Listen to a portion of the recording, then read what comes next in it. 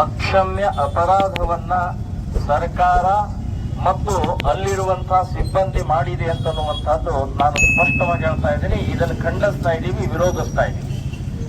ಒಬ್ಬ ಮೇರು ಕಲಾಕಾರ, ಅತ್ಯಂತ ಶ್ರೇಷ್ಠ ಕಲಾಕಾರ, ಇಡೀ ಕರ್ನಾಟಕ ರಾಜ್ಯದಲ್ಲಿ ಮನೆಯಲ್ಲಿ ಕನ್ನಡದ ಭಾಷೆಯನ್ನ ಎಲ್ಲದಕ್ಕೂ ಒಂದು ಬಹಳ ದೊಡ್ಡ ಅವರು ಜಂಪ್ ಕೊಟ್ಟಂತಹ ಒಬ್ಬ ವ್ಯಕ್ತಿಯನ್ನ ಇವತ್ತು ಗೌರವದಿಂದ ನೋಡ್ಕೊಳ್ಬೇಕಾದಂತಹದ್ದು ಕರ್ತವ್ಯ ಸರ್ಕಾರದ್ದು.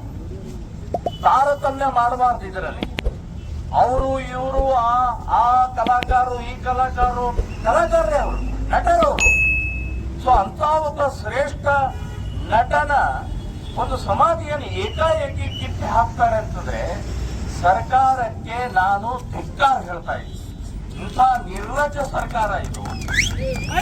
ಯಾಕೆ ಈ ರೀತಿಯ ನಿಮ್ಮ ಮಾನಸಿಕತೆ ಏನಿದೆ, ಏನ್ ಅರ್ಥ ಇದರ ಅರ್ಥ ಏನು? ಯಾಕೆ ಹೀಗೆ ಮಾಡ್ತಾ ಇದ್ದೀರಿ?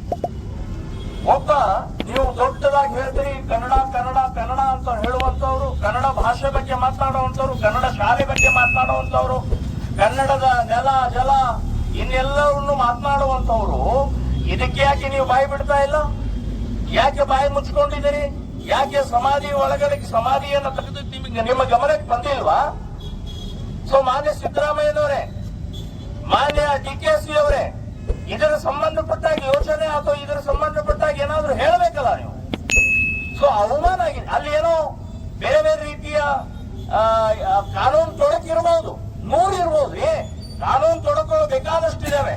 ಆದರೆ ಒಬ್ಬ ಮೇರು ನಟ, ಒಬ್ಬ ಪ್ರಸಿದ್ಧ ನಟ, ಒಂದು ಕಾಲದಲ್ಲಿ ಇಡೀ ಕರ್ನಾಟಕದ ಮನೆ ಮಾತಾದಂತ ಒಬ್ಬ ವಿಷ್ಣುವರ್ಧನ್ ನಟನ ಅವಮಾನ ಮಾಡ್ತೀರಿ ನೀವು.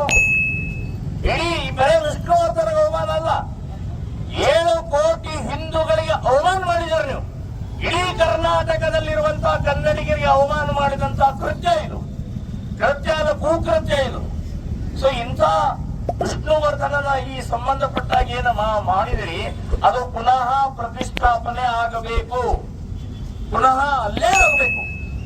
ನೀವು ಕಾನೂನು ತೊಡಕೆಲ್ಲ ಬಿಡಿಸ್ಕೊಂಡು ಆ ವ್ಯಕ್ತಿಗೆ ಒಂದು ಗೌರವ ಕೊಡಿ, ಕನ್ನಡಿಗನ ಒಂದು ಗೌರವ ಕೊಡಿ, ನಟರಿಗೆ ಒಂದು ಗೌರವ ಕೊಡಿ, ಕಲಾಕಾರರಿಗೆ ಗೌರವ ಕೊಡಿ. ಮತ್ತು ಉಳಿದೆಲ್ಲ ಕಲಾಕಾರರು ಇವತ್ತು ಬಾಯಿ ಮುಚ್ಕೊಂಡು ಕೂತಿದಾರಲ್ಲ ಕೆಲವೊಂದು ಜನ ನಟರು, ಅವ್ರಿಗೆ ಹೇಳ್ತಾ ಇದ್ದೀನಿ ನಾನು, ಇಲ್ಲಿ ನಿಮ್ಮ ರಾಜಕೀಯ, ನಿಮ್ಮ ಒಳಜಗಳ ಅಥವಾ ನಿಮ್ಮ ದ್ವೇಷ ಸಾಧಿಸಬೇಡಿ. ನಾಳೆ ಇದೇ ಮಾದರಿಯಲ್ಲಿ ನಿಮಗೂ ಏಟಾಗತ್ತೆ. ಆವಾಗ ಎಲ್ಲರೂ ಕಲಾಕಾರ ಬಂದಿಲ್ಲ, ಅವ್ರು ಬಂದಿಲ್ಲ, ಇವ್ರು ಬಂದಿಲ್ಲ ಅಂತ ಹೇಳಬೇಡಿ. ನಟರ ಅಥವಾ ಸಿನಿಮಾ ವರ್ಗದ ಏನಿದೆ ಎಲ್ಲರೂ ಕೂಡ ಇದನ್ನು ಖಂಡಿಸಬೇಕು, ವಿರೋಧಿಸಬೇಕು. ಅದೇ ಸ್ಥಾನದಲ್ಲಿ ಮತ್ತೆ ಪುನಃ ಪ್ರತಿಷ್ಠಾಪನೆ ಆಗಬೇಕು ಅಂತನ್ನುವಂಥದ್ದು ನಾನು ಆಗ್ರಹವನ್ನ ಮಾಡಿ ನನ್ನ ಮಾತನ್ನು ಮುಗಿಸ್ತಾ ಇದ್ದೀನಿ. ಇನ್ನೊಮ್ಮೆ ನಾನು ಹೇಳ್ತಾ ಇದ್ದೀನಿ, ವಿಷ್ಣುವರ್ಧನ ಸೇನೆ ಮತ್ತು ವಿಷ್ಣುವರ್ಧನ ಏನು ಅಭಿಮಾನಿ ಬಳಗದವರು ಹೋರಾಟ ತಗೊಂಡಿದ್ದಾರೆ, ಸಂಪೂರ್ಣವಾಗಿ ನಾನು ಬೆಂಬಲವನ್ನು ಸೂಚಿಸ್ತಾ ಇದ್ದೀನಿ.